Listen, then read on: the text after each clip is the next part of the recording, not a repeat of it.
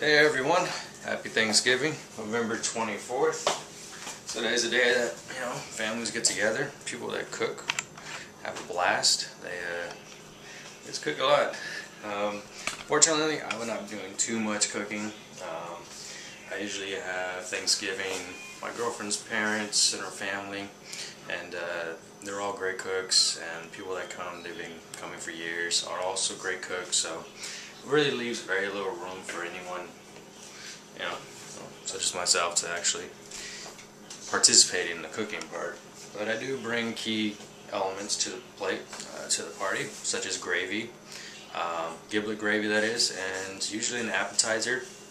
Today I'm going to go with just some deviled eggs, very simple, and I always use cage-free eggs. These are really great. These are the brown ones. These are marvelous eggs. You can tell the difference from just a regular, Trader Joe's organic jumbo compared to these. This is a much better product. So I'm gonna whip that up for you guys, and just go ahead and show you how I'm gonna do it. So over here, so what we're gonna do is, the gravy calls for 4 cups chicken stock. I have my own chicken stock. I always make my own, and it's frozen. I'm going to go ahead and get this started now so we can get this defrosted. I just chuck this right into a 5-6 quart Dutch oven or Dutch casserole. Okay, so for the giblet gravy, what you want to do is go ahead and melt down the 4 cups of chicken stock. While that's heating up and defrosting, let's come back over here, and we're going to do some chopping. So for the gravy, we need 1/2 cup of onion.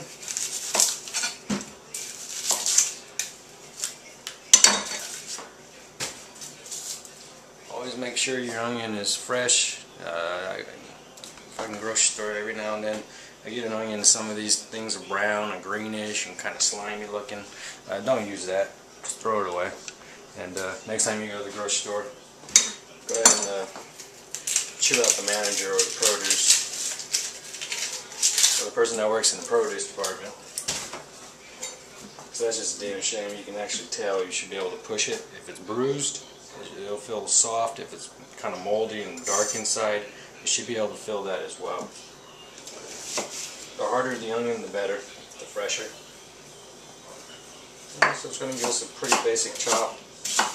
This is going right into the stock, so which is just going to be basically a similar way to you would make a stock from scratch. Just chop up your vegetables, nothing too fancy. You can even leave the skin on, it's fine, because you're going to strain it later on.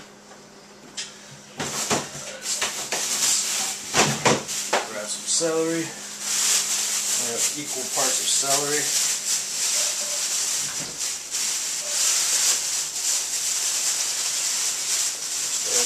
Grab some of these.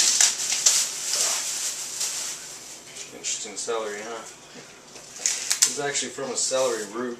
I tend to like the flavor more in stocks. Also, when I'm doing beef stocks, they call for onion and celery. I like to use the root and also the shoots.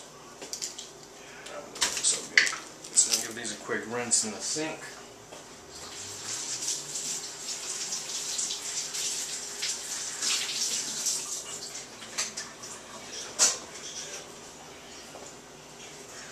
And a quick wipe off. Let's take off any extra.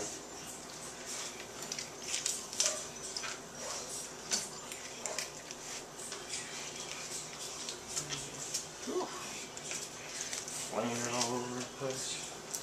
Yeah.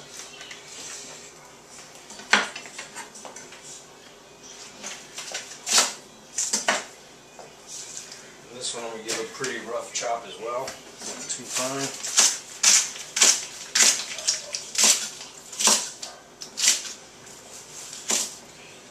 And I use Sudoku or Sudoku knives. I really like these. These are really nice. They're very easy to sharp. Great handle. Not the greatest balance. It's not too bad. It's a little blade heavy, but it's easy to sharp. Also have a good set of hankles. Only problem with hankles that I find is when you're chopping, I tend to knock my knuckles on the board, and I can't get a full chop. But they're still great knives. So. Okay, so back over to the stock. Just going to go ahead and toss in the vegetables.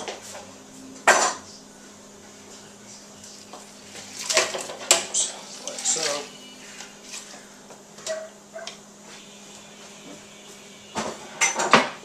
I also want to add 1 clove of garlic. I love garlic. I don't care what you're making. Garlic fits in anything. Give it a quick smack, release the skin. Toss that in whole. Get the extra damn skin out of there.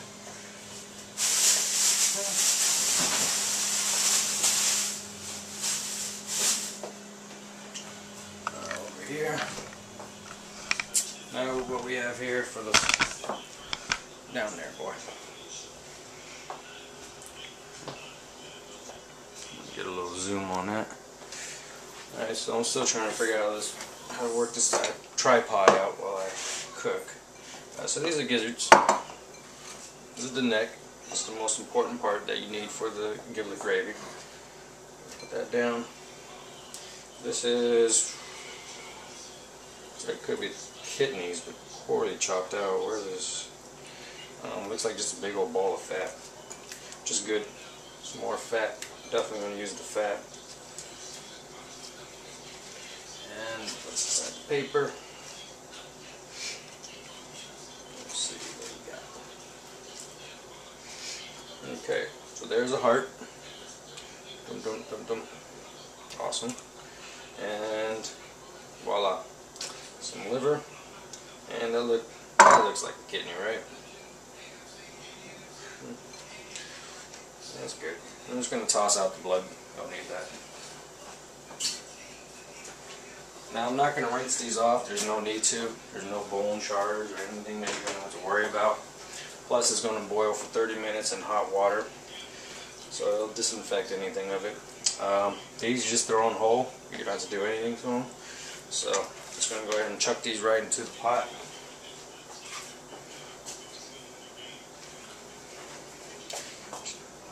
Now I gotta wash that cutting board. Alright, a little hard to maneuver with turkey giblet fingers. So go ahead and just toss it all in the pot. And you just want to give it a little stir. Stirring it will help break down that chicken stock faster.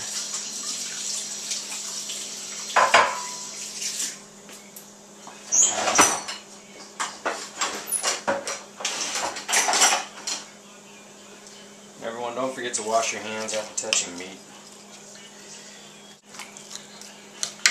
Okay. So it's going to cook for 30 minutes. We'll bring it up to a boil, and then we'll turn it down to a low simmer. So we set the timer once it comes to a boil. So I'm going to set it for 40 minutes. It's going to take about 10 minutes to come to a boil with frozen stock and cold meat. Alright, so now what I'm going to do is go ahead and start the deviled eggs. I'm going to boil the eggs. I'm going to let them cool before I remove the skins from them. Letting the eggs cool after boiling allows the shells to release easier. So what I'm going to do is go ahead and bring this up to a slight simmer.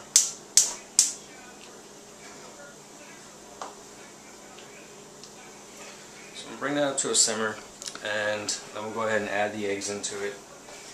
Bring it up to a boil, and then turn it down for a low simmer again for up to 5 minutes. And then we'll go ahead and completely turn it off, remove the pot from the heat, and just allow the eggs to continue to cook in the hot water. Once the water is hot, there's absolutely no need to continually boil your eggs. You can put one in that's already hot water, Just give it enough time for the egg inside to actually come up to a room temperature or to a cooking temperature, and you can cut off the fire and they'll cook perfectly. And you can't overcook them that way. So I'm going to do that method because I hate gray yolks. I hate when the yolks turn gray, overcooking them. Alright, so I'm going to get this cleaned up. Always clean up after you finish handling any kind of meat. Clean the utensils, the cutting boards, your hands, everything. Alright, don't get anyone sick on this Thanksgiving. Alright, and I'll be back to show you how I finish up the gravy. Alright, so the eggs have come up to a boil, as you can see. Come on, camera. Alright, so once it starts boiling, go ahead and just shut it off. And give it at least 10-15 minutes. And then it'll be perfectly cooked.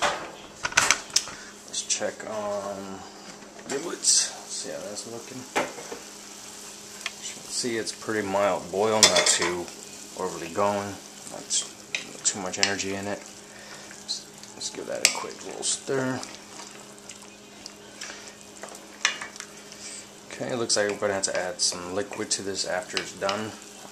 I need to be left with 3.5 cups of liquid. Start off with 4. Looks like I've already lost a good half cup. Okay, one thing I didn't show is put a lid on it. Alright, so that still has a good 14 minutes to go. Once that's done, then we'll go ahead and get to the next steps, making a roux and adding some cream, adding the stock back, thickening that up. Alright.